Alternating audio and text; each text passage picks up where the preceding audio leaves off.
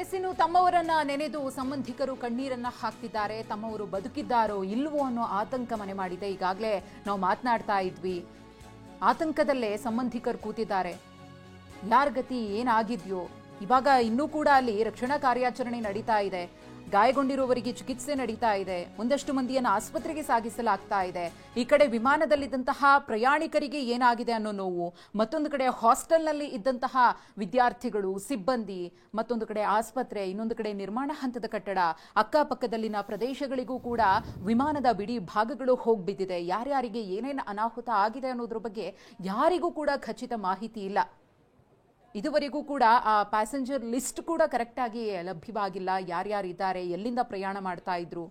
ಒಂದಷ್ಟು ಮಂದಿಗೆ ಗೊತ್ತಿರುತ್ತಲ್ಲ, ನಮ್ಮವರು ಹೋಗಿದ್ದಾರೆ ಅಂತ ಹೇಳಿ ಕಳಿಸ್ಕೊಟ್ಟಿರ್ತಾರಲ್ಲ, ಅಂಥವರಿಗೆ ಇದೇ ಫ್ಲೈಟ್ನಲ್ಲಿ ಹೋಗಿದ್ದಾರೆ ಅನ್ನೋದ್ರ ಬಗ್ಗೆ ಗೊತ್ತು.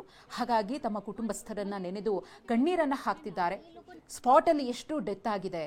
ಬಹುಶಃ ಇವ್ರನ್ನೆಲ್ಲ ಹಾಸ್ಪಿಟಲ್ ಕರೆಸಿ ಕೂರಿಸಿದ್ದಾರೆ. ಅಂದ್ರೆ ಯಾರ್ಯಾರು ಅವ್ರ ಕಡೆ ಸಂಬಂಧಿಕರಿಗೆಲ್ಲ ಬರಕ್ ಹೇಳಿದ್ದಾರೆ, ಅವರೆಲ್ಲ ಬಹುಶಃ ಈಗ ಸಿವಿಲ್ ಹಾಸ್ಪಿಟಲ್ ಬಂದು ಕೂತಿದ್ದಾರೆ ಅಂತ ಕಾಣಿಸುತ್ತೆ. ಅದನ್ನೇ ಹೇಳ್ತಾ ಇದ್ರು, ಇದುವರೆಗೂ ನಮ್ಗೆ ಏನು ಮಾಹಿತಿ ಇಲ್ಲ. ಬದುಕಿದಾರೋ, ಮೃತಪಟ್ಟಿದಾರೋ, ಅವ್ರು ಹೇಗಿದ್ದಾರೆ, ಏನ್ ಮಾಹಿತಿಯೂ ಕೂಡ ಅವ್ರಿಗಿಲ್ಲ. ಬಹುಶಃ ಅವರ ಕುಟುಂಬಸ್ಥರು ಅಲ್ಲಿ ಯಾರು ಬಂದು ಕೂತಿದ್ದಾರೆ, ಆಮೇಲೆ ಈ ಪ್ರಯಾಣಿಕರ ಕುಟುಂಬಸ್ಥರು ಅವ್ರ ಸನ್ನಿವೇಶವನ್ನ ನಾವು ಊಹೆ ಮಾಡ್ಕೊಳ್ಳೋಕ್ಕೂ ಕೂಡ ಆಗಲ್ಲ. ಪಾಪ ಮಕ್ಕಳು ಹೋಗಿರ್ತಾರೆ, ತಂದೆ ತಾಯಿ ಹೋಗಿರ್ತಾರೆ, ಅಣ್ಣ ತಮ್ಮನೋ ಅಕ್ಕ ತಂಗಿನೋ ಹೋಗಿರ್ತಾರೆ. ಅವ್ರ ಸ್ಥಿತಿ ಹೇಗಿದೆ ಅನ್ನುವಂಥದ್ದು ಕೂಡ ಖುಷಿಯಾಗಿ ಬೀಳ್ಕೊಟ್ಟಿರ್ತಾರೆ. ಕಳಿಸ್ಕೊಟ್ಟ ಒಂದು 5 ನಿಮಿಷಕ್ಕೆ ಅವ್ರು ಇಲ್ಲ ಅಂದ್ರೆ ಹೇಗಾಗುತ್ತೆ. ಹೌದು. ಹಾಗಾಗಿ ಅವ್ರನ್ನೆಲ್ಲ ಈಗ ಒಂದು 4 ಗೋಡೆ ಮಧ್ಯ ತಂದು ಕೂರಿಸಿ ಪಾಪ ಅವರೆಲ್ಲ ಬಹಳ ಸಮಾಧಾನಕರವಾಗಿ ಇದ್ದಂತ ರೀತಿಯ ಕಂಡು ಬಂದ್ರು ಕೂಡ ಬಹಳ ದುಃಖಿತರಾಗಿದ್ದಾರೆ. ಅವರೆಲ್ಲ ಆತಂಕ ಇದೆ, ಕಣ್ಣೀರು ಹಾಕ್ತಾ ಕೂತಿದ್ದಾರೆ. ವಯಸ್ಸಾದಂಥವ್ರು ನೋಡಿ ಪಾಪ ಅಲ್ಲಿ ಬಂದು ಕೂತಿದ್ದಾರೆ. 70 ವರ್ಷ 80 ವರ್ಷ ಆದಂಥ ವೃದ್ಧರು ಕೂಡ ಅಲ್ಲಿ ಬಂದು ಕೂತಿದ್ದಾರೆ.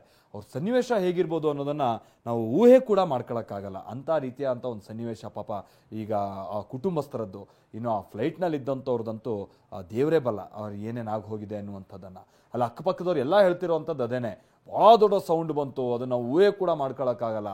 ಆಮೇಲೆ ಆ ಸೌಂಡು, ಆಮೇಲೆ ಆ ಭೀಕರತೆಯನ್ನ ನೋಡಿದ್ರೆ ಆ ಸಾವಿನ ಸಂಖ್ಯೆ ಏನಾಗಿದೆಯೋ ಎತ್ತ ಅನ್ನುವಂಥದ್ದು ನಮ್ಗೆ ಅಂದಾಜು ಮಾಡೋಕ್ಕಾಗಲ್ಲ ಅನ್ನೋದನ್ನ ಹೇಳ್ತಾ ಇದ್ದಾರೆ.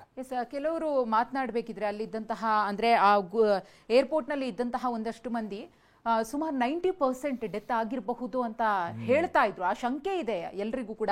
ಯಾಕಂದ್ರೆ ಈ ವಿಮಾನ ಪತನದ ಭೀಕರತೆ ಆ ಮಟ್ಟಿಗಿದೆ, ಊಹೆ ಮಾಡ್ಕೊಳ್ಳೋದಕ್ಕೂ ಕೂಡ ಸಾಧ್ಯ ಇಲ್ಲ. ಎಷ್ಟು ಮಂದಿ ಬದುಕಿದ್ದಾರೆ, ಎಷ್ಟು ಮಂದಿ ಸುರಕ್ಷಿತವಾಗಿರಬಹುದು, ಅಥವಾ ಬದುಕಿ ವಾಪಸ್ ಬರಬಹುದು.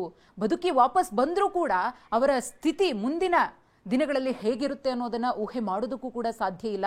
ಯಾಕೆಂದ್ರೆ ಸಣ್ಣ ಪ್ರಮಾಣದಲ್ಲಿ ಸ್ವಲ್ಪ ಏನಾದರೂ ನಮ್ಮ ದೇಹಕ್ಕೆ ಬೆಂಕಿ ತಾಗಿದ್ರೆ, ಅಥವಾ ನಾವೇನಾದ್ರೂ ಬೆಂಕಿಯಿಂದ ಸುಟ್ಕೊಂಡ್ರೇನೆ ಅದನ್ನ ತಾಳೋದಕ್ಕಾಗೋದಿಲ್ಲ. ಅಂಥದ್ರಲ್ಲಿ ಇಂತಹ ದೊಡ್ಡ ದುರಂತದ